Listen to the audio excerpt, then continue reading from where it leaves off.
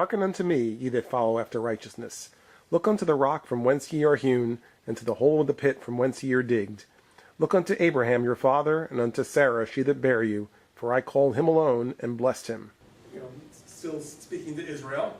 So Israel, being the house of Israel. Now, here it's directed them kind of back to it says, to the rock where you were hewn, right? Or back to the beginning. Okay, it goes back to Abraham, right? Abraham and Sarah, they were really the first parents. I mean, even though Israel was a person himself, but Israel/Jacob was the grandson of Abraham and Sarah. But the promise was originally made to Abraham that his descendants would be blessed. So really, the reason the house of Israel is considered special really goes back to that point, the promise made to Abraham. Right? So there was nothing special said to Jacob per se. Really, the promise was made to Abraham, and the house of Israel is the one who benefits from that promise. So when he says look back to the beginning, in the church we have many families that have been in the church for a few generations. So I mean, I've had people, especially when I was younger, like older people would come to me and say, "Oh, I remember your grandfather. He was a righteous man. He was a good minister and so forth." And so they like so in other words, I had value because my grandfather was a good man in the church. So they would point me back to him as if so I should be more enthused or about being a good servant because my grandfather was, right? So so in other words, that you would get energy from that, and realizing that your family has a nice heritage in the church in this case, so therefore I want to keep that heritage going, and so therefore that I would try to live up to that also. And I think that's really what's happening here, is saying back to Abraham, right, and what he went through in his faith and so forth. So you want to live up to that same kind of faith that he had, and that drew that kind of promise from God that all of you would be blessed. So it's just look back to your roots. You're from him. You're related to him. So he was able to do that, and so you have the same genes in you, so you can do well also. For the Lord shall comfort Zion. He will comfort all her waste places, and he will make her wilderness like Eden, and her desert like the garden of the Lord. Joy and gladness shall be found therein, thanksgiving and the voice of melody. Hearken unto me, my people, and give ear unto me, O my nation. For a law shall proceed from me, and I will make my judgment to rest for a light for the people. My righteousness is near, my salvation is gone forth, and mine arm shall judge the people. The isles shall wait upon me, and on mine arm shall they trust. I mean, we know what Zion is, right? So it's a time of peace. It's a time that Israel is gathered. It'll be on the mountain, and it's, in the scripture it talks about going up the mountain to the house of the Lord. So it's a joyous time that we look forward to. Right? And in fact, as it's saying here, it says that the time of Zion, or the place of Zion, would be so blessed that it says their wilderness.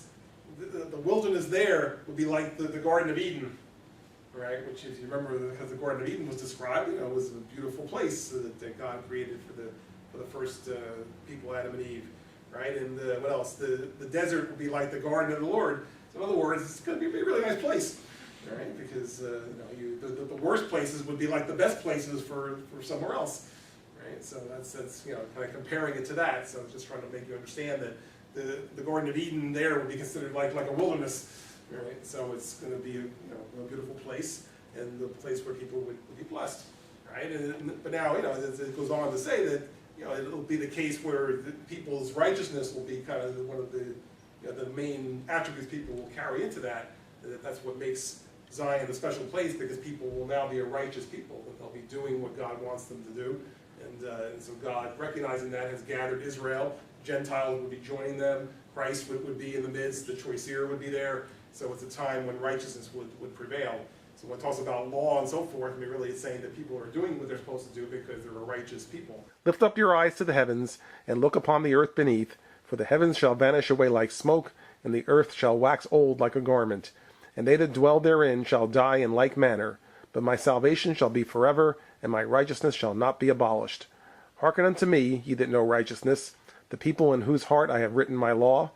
Fear ye not the reproach of men, neither be ye afraid of their revilings. For the moth shall eat them up like a garment, and the worm shall eat them like wool. But my righteousness shall be forever, and my salvation from generation to generation. You sort of see some of the same metaphors here. That's maybe tells the same writer, right? The moth-eating garments and stuff, right? So when it wants to tell you that something's going to come to nothing, Right? That's how it seems to be described. Right? It's like a garment that gets old and the moths eat it up. So anyway, in 6 to 8, the point that's being made is that something is going to last forever. That's his righteousness, and therefore the salvation that Christ brings, this concept will last forever. It says, people will come and go. It says even heaven and earth will come and go. Right? Nothing is forever, but the things that God puts in place are forever. We know that at some point in the future there'll be like a new heaven and a new earth, as it says, the New Jerusalem descends onto a new earth. So let's say heaven and earth will pass away, but yet the writings of God, the concepts and precepts of God are forever. So the things that he puts in place is God is the same yesterday, today, and forever. So that's really what he's saying here. It says, the people may try to fight against that, whatever, it doesn't matter. They'll get eaten up by the moths. Awake, awake, put on strength, O arm of the Lord. Awake as in the ancient days. Art thou not he that hath cut Rahab and wounded the dragon?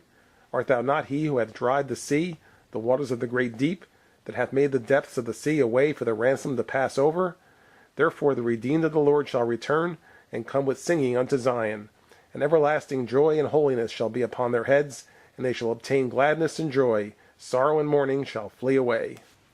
Okay, in 9 and 10, you're seeing a little bit of recognizing who God is in terms of this is who our leader is. This is who our champion is. This is why we can trust in God, because there's all these different examples of when God came through for people when it seemed like they were not going to be successful, right? Like you see the drying the waters of the deep, which would be like a reference to the Red Sea being parted for the people of Moses to pass over. Okay, and so things that God did that showed his might. Now it mentions Rahab and wounding the dragon. Okay, when Joshua was about to lead the people into the promised land, right, the land of Canaan, or the city of Jericho, right. This is that Joshua and Caleb went in to check out the land. So they were the spies, if you will, and they were going to be found out. So because the people of Canaan were the enemies of the Israelites, and so they found refuge in the house of Rahab. That she hid them away, and then people came and checked her house, and they didn't see them there, and so she kept them hidden until such time as they could escape from the city.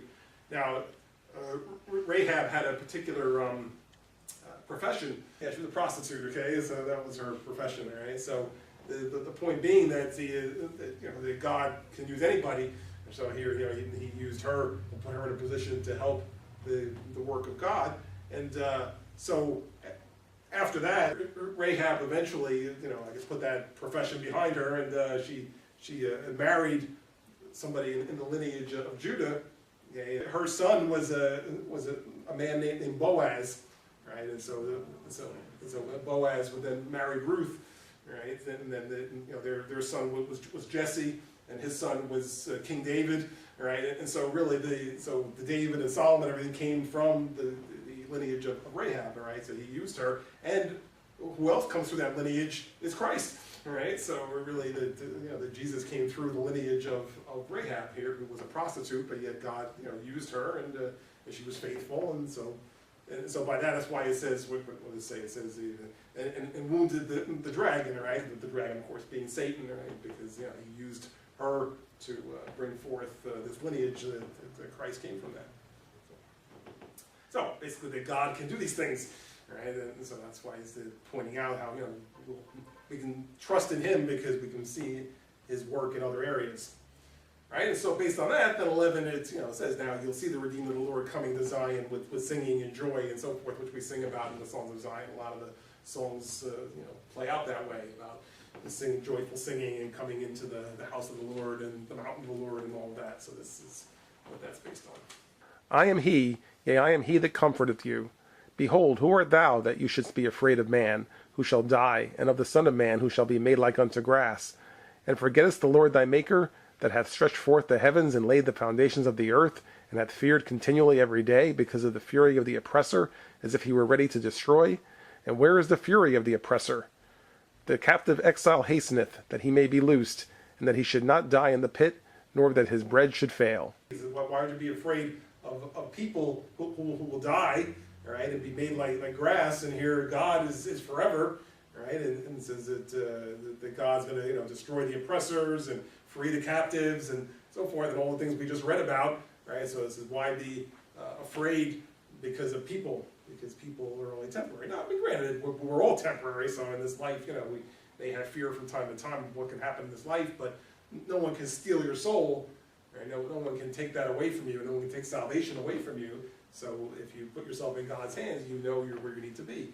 I mean, things may happen in this life that may be unpleasant, and the things that we would rather not see happen, but ultimately we know that we're in God's hands, so we can trust Him in that regard. It says, who can really take you away from God? No, nobody can.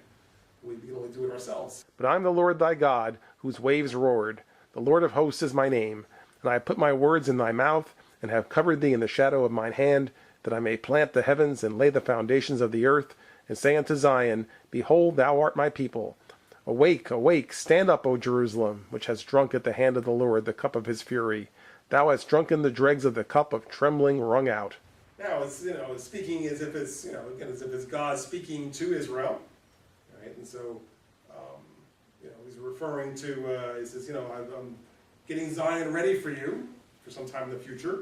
It says laying the foundations of the earth and so forth. So he's getting Zion ready for you. So now it's time to wake up and move in that direction, right? That you've kind of you've gotten off the path, you've drunk the dregs of the cup and so forth, right? So you kind of sunk down as low as you're going to go here, but now you want to wake up and look to what your future is. That you have a bright future. Sometimes we talk to people that way too. Sometimes people, when they reach the bottom, okay, they kind of hit bottom, and we try to encourage them by saying, there's good ahead for you, right? Because the one, I'll say, good thing about hitting bottom is the only one way you can go, which is up, right? Once you really hit the bottom. So and I think that's really what he's saying to Israel here. You're going to hit bottom, and then you can only go up from here. So the things are being prepared for you. Zion is being prepared. That's your future. So now let's move in that direction. And none to guide her among all the sons she hath brought forth, neither that taketh her by the hand of all the sons she hath brought up. These 2 sons are come unto thee, who shall be sorry for thee, thy desolation and destruction, and the famine and the sword, and by whom shall I comfort thee? Thy sons have fainted, save these 2. They lie at the head of all the streets, as a wild bull in a net. They are full of the fury of the Lord, the rebuke of thy God. In these verses is now referring to 2 sons, that the seed of Joseph all comes from Ephraim and Manasseh. Right? So you can see where that would make sense, is to have Ephraim and Manasseh be the 2 sons. And they were, at different times, elevated really into the level of the other sons of Israel. Right? That they were given their own portions, even of land and such, so that they were elevated to the same level as all the other sons. So yeah, it could be those 2 sons. There was one other possibility that I thought of, like Judah and Joseph, right, being the sons that we're familiar with, and the Jewish nation coming from Judah, the seed of Joseph coming from Joseph. The others are kind of in the background. So these 2 are at the forefront. We know who they are. So I was thinking it could be them also. There's no definite answer, by the way. I think either could be an explanation. Either Ephraim and Manasseh representing Joseph, or Judah and Joseph representing those who are in the forefront today, those who we're aware of. So one or the other. But basically 2 sons of Israel would lead the way to this time that we're talking about. Therefore hear now this, thou afflicted and drunken, and not with wine. Thus saith thy Lord, the Lord and thy God pleadeth the cause of his people. Behold, I have taken out of thine hand the cup of trembling, the dregs of the cup of my fury. Thou shalt no more drink it again, but I will put it into the hand of them that afflict thee, who have said to thy soul, Bow down, that we may go over, and thou hast laid thy body as the ground, and as the street to them that went over. Okay, so when the people of Israel reach Zion, they'll arrive at the time of Zion, knowing who Christ is, now being a righteous people. And what I get from this is, guess what? You're not going back, right? Israel was in a bad way for many generations, but once we reach the time of Zion, you're not going back anymore. Now you're going to be the people of God, and that all this dregs stuff is going to go to those who are your enemies, right? So they'll get the punishment now because they're going to still be in an unrighteous state, right? But once you reach the time of Zion, then you're not going to go back to that anymore, because now that's going to be removed from you, that whole stigma that hangs over Israel for many generations. an encouragement to, to Israel in general. Now, of course, again, recognizing that any one people, it may not be them in particular, it may be they might be like their descendants, but still, it's an encouraging thing to Israel to know that a time will come that they'll be where they need to be, and that God will be protecting them, and that their enemies will be taken care of, and so forth. So it's, again, meant to be an encouragement to the people of Israel at that particular time. Awake, awake, put on thy strength, O Zion. Put on thy beautiful garments, O Jerusalem, the holy city. For henceforth there shall no more come into thee the uncircumcised and the unclean. Shake thyself from the dust. Arise, sit down, O Jerusalem. Loose thyself from the bands of thy neck, O captive daughter of Zion. You can see where really this does serve as a nice ending to the portion that they're talking about here, right? It's again, kind of in summary, so we talked about Zion, we talked about the future. So now let's look in that direction. Now let's move in that direction. It says, put on the beautiful garments of the holy city, and I find it interesting at the end of 24 it says, for henceforth there shall no more come into thee the uncircumcised and the unclean. So just as we were saying that in the time of Zion people will be righteous, well, by definition then those who are unrighteous will not be able to go there. Right? So it says that those will be kept out. So it's both, all right? You get to the righteous gathered together, and the unrighteous are on the outside at that point. So really, that is a time of history when you better be on the right side, right? Because that's the only way to get into this particular city.